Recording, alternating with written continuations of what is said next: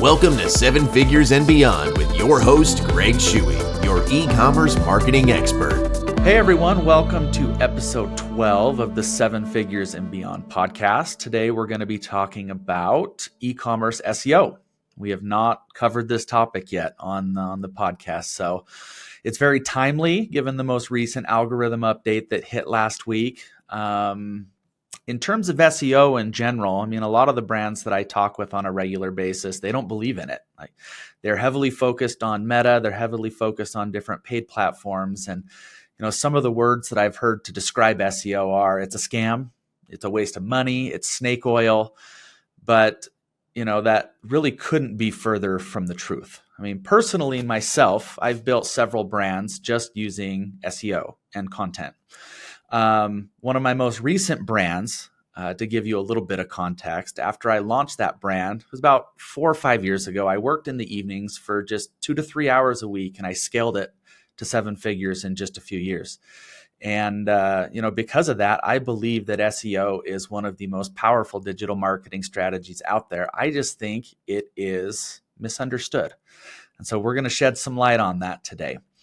As mentioned on our last episode, our guest today is Peter Tomassi from Salt. That's SAALT, not the salt that you eat. If you've never heard of them before, they sell reusable period care products, and their business has really taken off like a rocket ship over the last couple of years.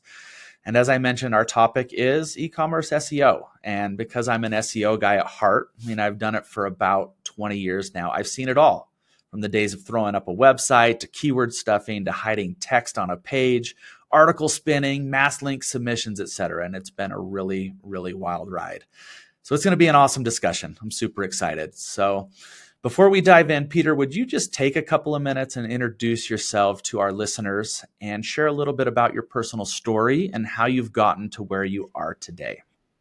Sure. Well, I started out at a time when search wasn't completely dominated by Google. It was the days when we had not just search engines, but directories as well. And I worked for a company called LookSmart, which was one of the larger ones, competitor with Excite. And also a competitor with Google as well. So started out in that area, moved to e-commerce, worked for a number of early stage companies under 10 million in revenue and helped grow them, one of them to IPO, others to acquisitions, mergers, et cetera. And I've continued to work in the e-commerce space currently, as you mentioned, with Salt as their head of growth. That's awesome. Thank you for sharing that. That back in the days of directories, where people used directories to navigate the internet, that was a long, long, long time ago. So that's awesome. So I've prepared a couple of questions to guide our conversation today. And let's get started with kind of the topic of just content organization on the website. So you may have heard of site hierarchy. I mean, you've probably heard of navigation. If you haven't, that's a problem. So why is site hierarchy and navigation so important for a D2C brand? And what is the best way to structure your site for maximum SEO impact? I think when you're thinking about site navigation, I think it's important to think about the reader or the user first and the crawler second. Yeah. And a distant second. I would favor terms that authentically, in terms of site navigation terms, that authentically cover and describe what it is they're unpacking, because these send signals to Google that this information is important. Google then crawls the page, goes down further, goes to collection, goes to PDP, and it wants to see a narrative, a relevant narrative between the navigation and the content you ultimately get to. Now, that said, it doesn't mean you can create a navigation that is rich in some nuance. And it might be that if you want to rank for a particular topic thread, let's say you produce underwear and you have sweat-proof underwear and period underwear. If you want to create a separate category for each one of those because you feel it's important, it'll drive traffic, and you have actual product that you can deliver. I think that's the most important part about it, is being authentic. And whatever niche you're in, there is that top story that you want to tell with your navigation.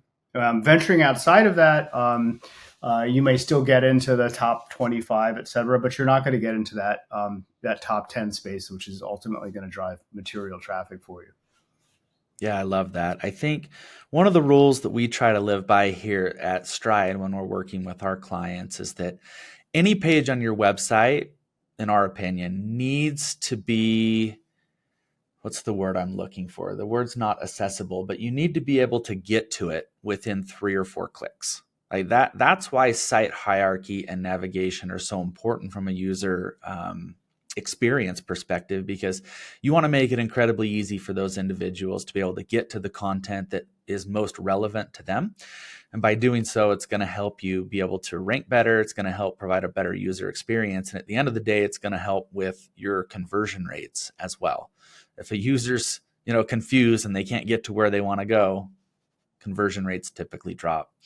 And the same way that a user navigates the website, a crawler navigates the website as well, right? They'll come through, they'll, go through your navigation, they'll crawl through those pages, and they also need to be able to get to those pages so that they can index them, crawl them and index them, and then rank them accordingly. So I think it's a big opportunity for a lot of brands, especially with deep inventory, like lots and lots and lots of products. Like it's one of the things that we focus on extensively with enterprise brands, because there's just so many pages and you need to be able to have your customers and the crawlers access those.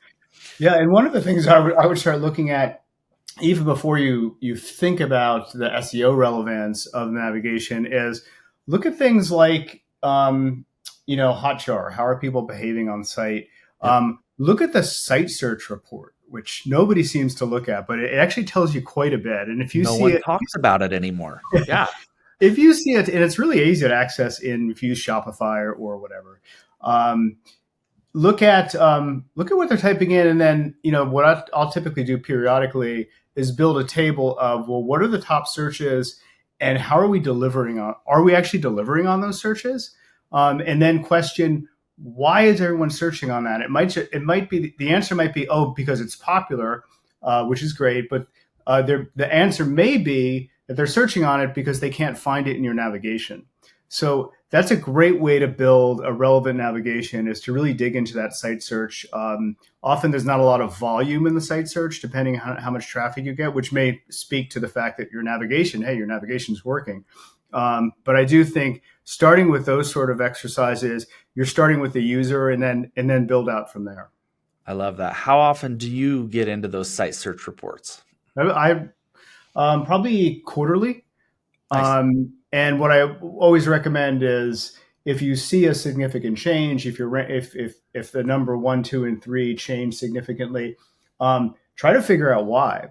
Is it a meta trend? Is there a product that people are looking for that they weren't looking for in the previous quarter? Or did you make a navigation change that's forcing them to go down the site search route rather than go through your navigation? Why that's important? I mean, it's fine if they find what they're looking for through site search, but it also brings a question that your navigation isn't as relevant to your content as it should be. So yeah. Ideally, site search and navigation, they both work flawlessly and can get the user to exactly what they're looking for. I love that. Do you find that each time you look at that site search report that you're able to pull some action items out of that, and you're able to take action on how you've structured the website? Absolutely. At the very least, to evaluate the search results themselves. So looking at that, treating that as a SERP, and what's coming up first. Are your blogs showing up? Are the right blogs showing up? So making sure that is a valuable experience for the user. I think typically, quarterly we'll find someone. We'll take a subject matter expert, and I've done this in my last few roles, and have somebody who really knows the product and really knows the customer. So this isn't like a UI or UI UX expert. This is somebody who knows how to talk, who could pick up a phone and talk to a customer about any problem. That's the kind of person that you want looking at those results. And then I'll typically pair that person with somebody who's just good at analytics and saying, this is a trend that we're seeing.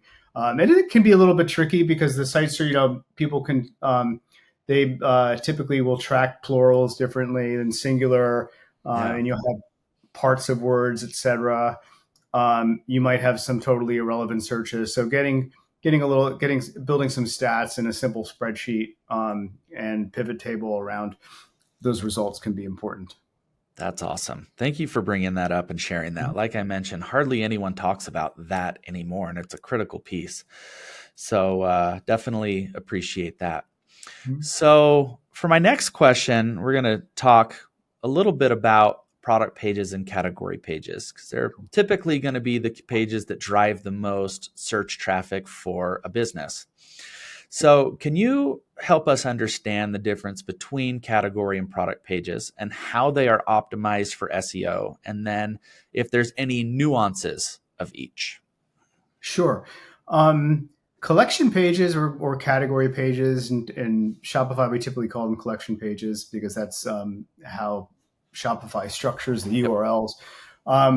Think of those as the closest neighbors to those head terms that are in your main navigation. So say, women's sneakers, right? Women's sneakers may be your collection page or your category page versus your product page, which is going to be, women's running shoe, which would be a specific running shoe. So there's some navigation between those two. It might be women's sneakers, it might be casual running, etc. So really the difference between those two is that one's broader and more specific. So that's sort of the basics. In terms of how you optimize each, collection pages, which are often my preferred, if I'm doing like content syndication or something like that, and I want to point back to a page, or if I'm running an ad, content pages, collection pages need to be a little bit broader. They're a great place, particularly if you're in a category that people don't know a whole lot about, where you need to do some education about the category. So for us, sustainable period care products, it's actually a alternative to disposable products that women may be only tangentially aware of or not aware of at all. So we use those pages to help build the story, build the narrative about why they should use them. And of course, we have products on those pages. Collection pages or category pages typically have products. But we'll also do things like have FAQs at the bottom of the pages. It's a great place to introduce blogs, et cetera. And all this content is also valuable to the search engine, gives you an opportunity to tell the story in those FAQs, for example. You could pull in things like, top questions that you're seeing in Google. And this is where, SEMrush and Moz and so forth, they actually, help you understand, well, what are some of those questions that I might include on the category page? Yeah, I love that. And then just going down to the product pages, when you think about those, that's where you want to tell the full zoom in story about this specific product, about related products, user reviews. Although frankly, I would use user reviews at all levels because those can be super strategic. We've done lots of A/B tests over the years.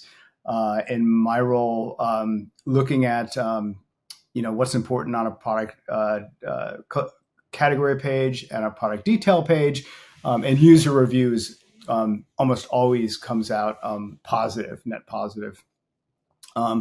Just on the product detail page, I would also say it's a great opportunity to really dive into some of those long tail keywords that you might want to rank for and that are relevant to your business. I find that it's hard to say. You do get some penalty if a page is super, super long.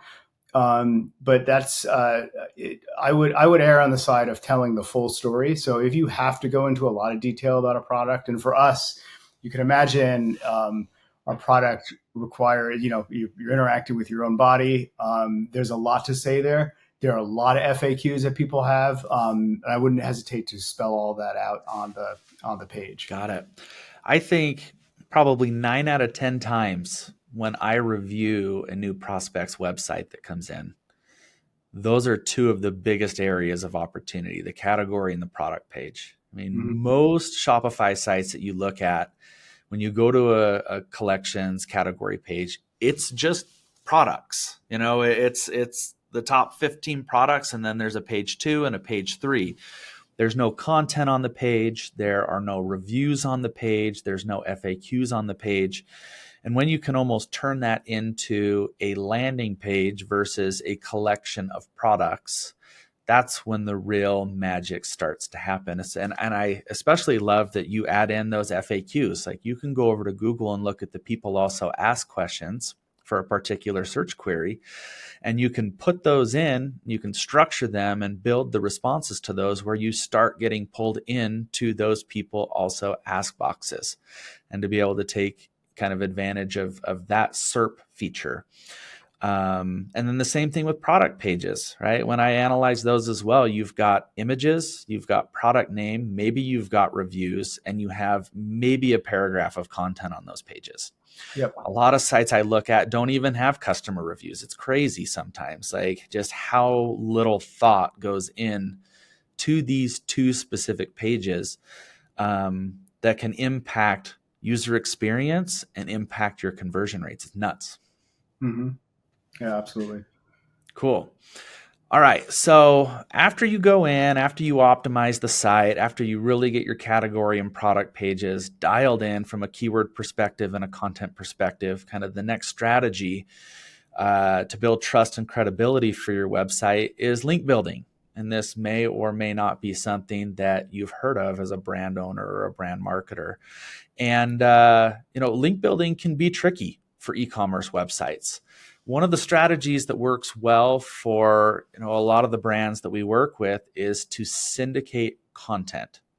Can you walk me through that process? Maybe share first what it is. What is content syndication? And then walk me through what that process looks like, and share with us why it's a good strategy and why it works for brands. Yeah. So content syndication is a way of taking a single piece of content and getting more legs off it, to be quite simple. So when you put a lot of editorial effort, which you should, into explaining a topic, and a typical topic for us might be exercises to mitigate menstrual cramps, period cramps, right? So let's say that's the topic. And it's something that's valuable to your readers. Maybe you had a blog post on this similarly, and you want to get it out there. You want to get it out there in the world. It's a great way, and there are lots of platforms where you can do this, like Medium, Quora, Blogspot, etc. Gives you an opportunity to put high quality content out there for people to find, and that ultimately makes it back to a category page or a product detail page, or even your homepage.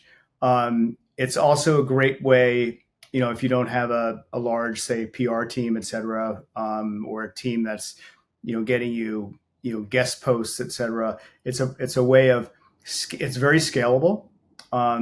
We typically recommend, there are a couple pitfalls.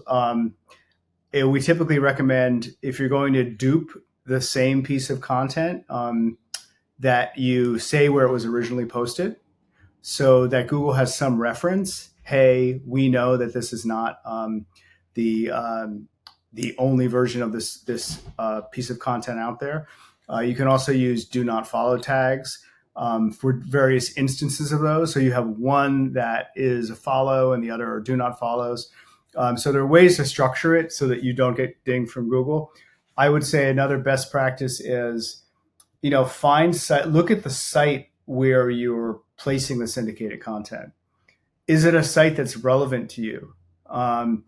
If it's a general news site that has everything, everything you would find like in a newspaper on CNN or whatever, make sure it has a real masthead, that has a contacts page, that it doesn't have a lot of toxic backlinks. Do a domain overview, on Moz or SEMrush or whatever. Make sure it's a legitimate site. There's so many people I've seen, I'll see great pieces of content from our competitors, and they'll put them out on sites that, there's a typo in every single word, like on the top of the page, right? So, those are placing your even really great syndicated content on a sketchy site is probably going to get you into trouble. It's probably not going to be accretive, and it may ding you at some point. Yeah. When you're syndicating content for your brand, do you lean more towards let's take an exact copy of this piece of content and push it out? Or are you using AI and other tools to create unique versions? Or like, what's the most common for you? Most common for me in the last, several roles has been to take a piece of content that is working. Let's say it's a blog post, right? Or let's say you haven't written it yet. And if I'm going to put it out there in syndication, I'm going to, it's not going to be a promotional piece. It's going to have some information in it. Sure, you want to link back to your own products as examples of the topic, but it's not like a rah-rah cheerleading piece that you're writing, because people on third-party sites they don't know who you are yet. You want to give them information. So I think it's a balance of those things. I mean, sure, it's promotional in the sense that you're writing as your brand, you're writing as Salt, but you also want to provide some real value there. In some cases, I'd even recommend linking to complementary products that aren't yours, right? And other sites, other approaches, and I've used this approach as well, have been let's do this purely as an informational site, and just in the masthead, the about us, it says, hey, the writer Peter Tomassi, this is his background, etc. If you want to learn more about Salt, go to this link. So that's sort of the least promotional, right? And then the more, and in terms of link backs, I wouldn't think this is not an opportunity for link stuffing. This is writing an article. Also, I would recommend writing the article in terms of length, as long as it needs to be, right? And not anything more, right? Because Google is getting very good at looking at not just duplicate content, but information duping. Yeah. So you've read those articles where it just keeps seeming to say the same thing in each paragraph, but slightly different, almost like you asked ChatGPT to go, write me another version of this paragraph, but make it but use different words, and it'll do that. You could stuff 6 more paragraphs into an article, but what we've found is that so say as much as you need to say, and then I would say link back. They're very strategic. Make sure they're strategic. Pick the 2 or maybe 3 that are really going to that penultimate page on your website. That's going to be relevant to the user. If you're trying to ultimately get a transaction, make sure that is that product is the one that's absolutely relevant to the conversation. Got it. Okay. Follow-up question. Mm-hmm. How do you measure the effectiveness or the success of this syndicated content? Like, do you ever analyze pieces and look at referring traffic? Do you ever say, you know what, this platform isn't driving as much value as it used to, we're going to stop this? Maybe you could walk me through that a little bit. Sure. A couple ways to do that. One is definitely pay attention to your toxic backlink report. Look at those backlinks. if you have some serious, like those like code red backlinks, you can always go in and disavow those. You could remove the article if you posted it, right? If it's a guest post, then you could talk to the editor about doing that. So I think that that's key. But more in terms of, if you're creating authentic content, if you're doing it right, you're probably not going to have that much problem with toxicity. If you're choosing sites that aren't like the one that I mentioned, where there's a misspell like in the masthead, and it's clearly not written by a human or not written by an English speaker, I think that you're probably in okay shape.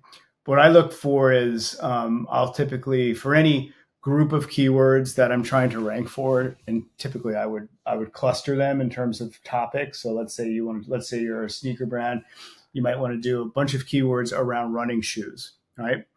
And I would if you're using SEMrush, create a project with, let's say there are 10 keywords that you're trying to rank for.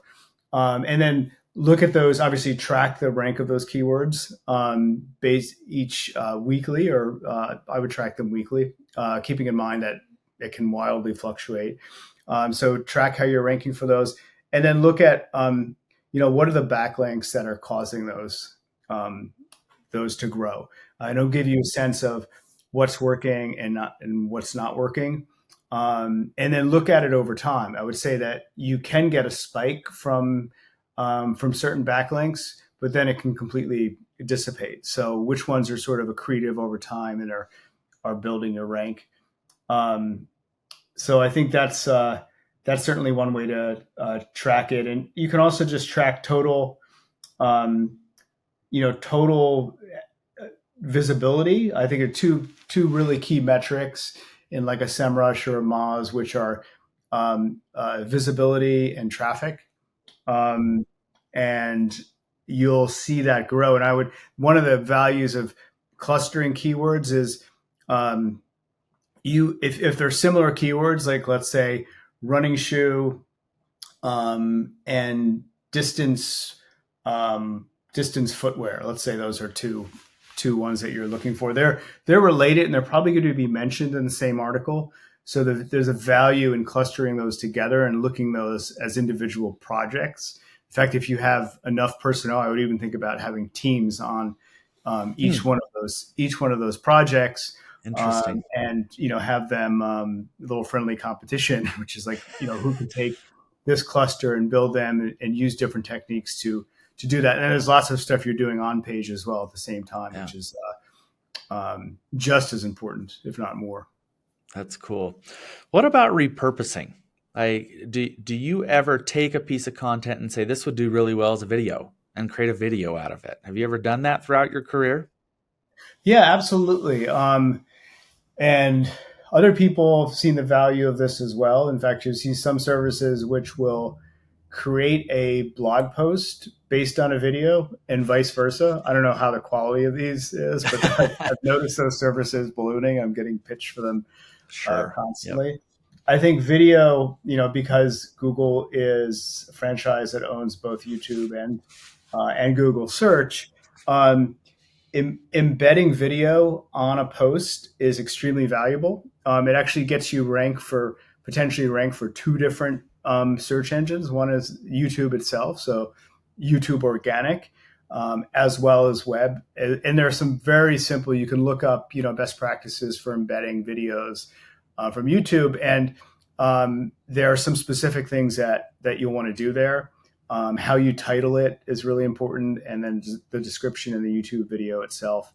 But it's also a great way to, it's never going to be, if you're producing the video separately from the article, I would avoid, duplicating the content exactly, make sure that is, video is adding some value.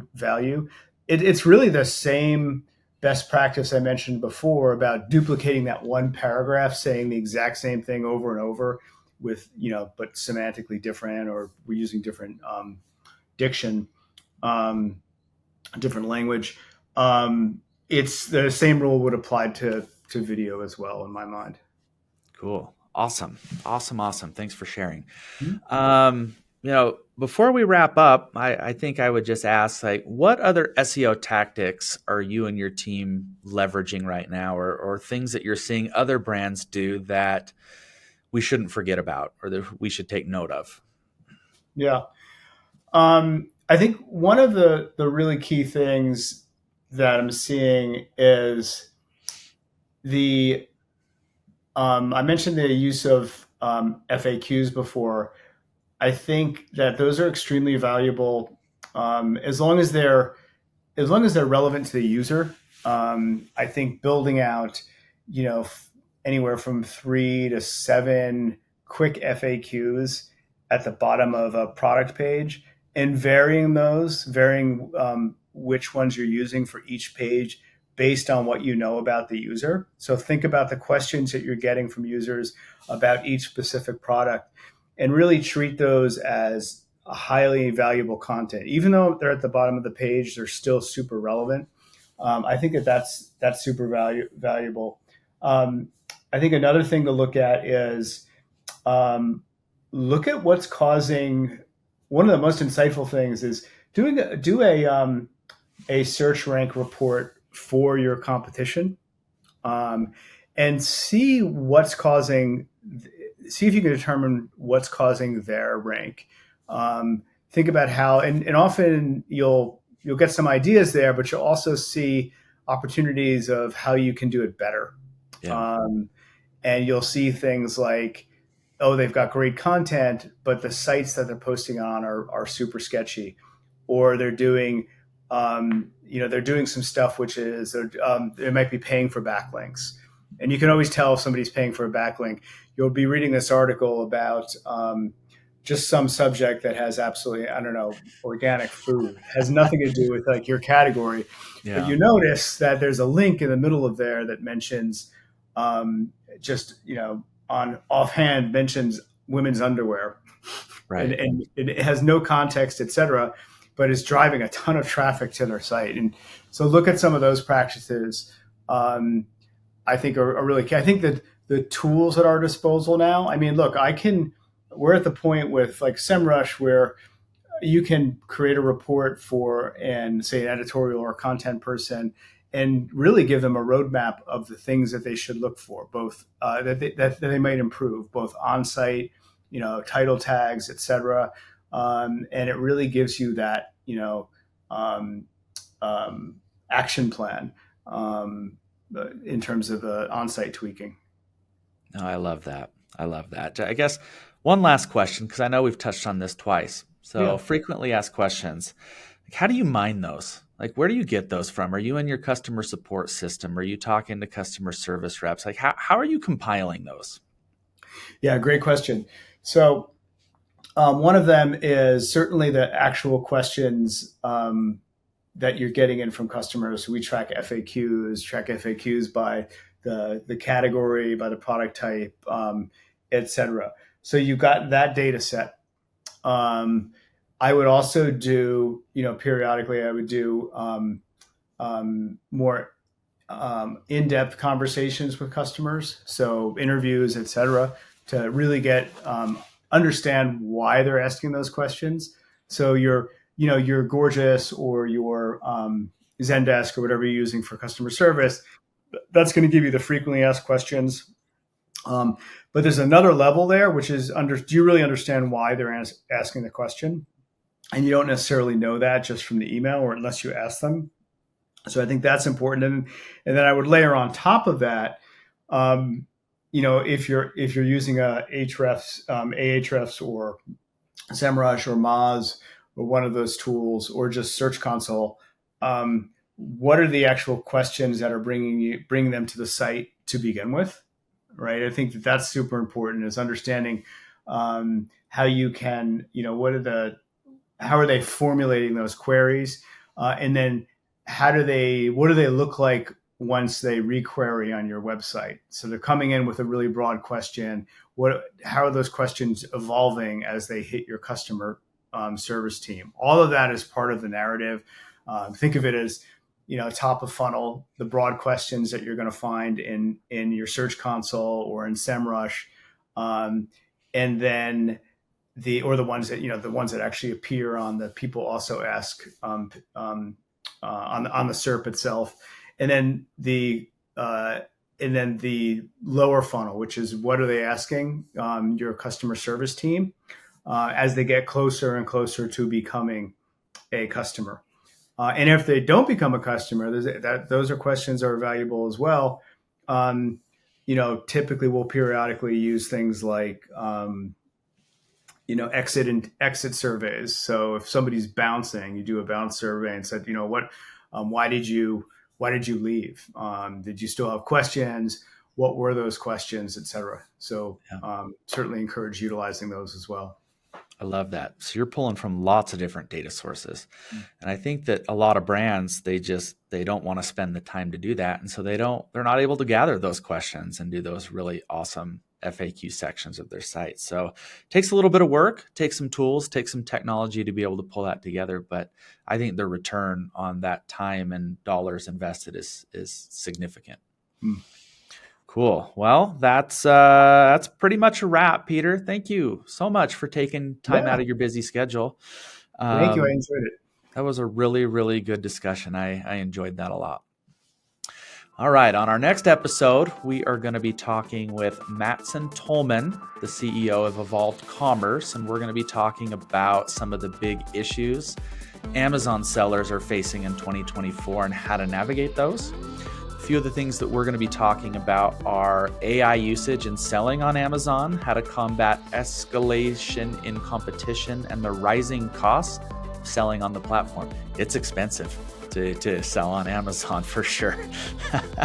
So I'm excited for that discussion. And that's it. So as always, take what you've learned here, make a plan, and take massive action this year. Thank you so much for joining us today.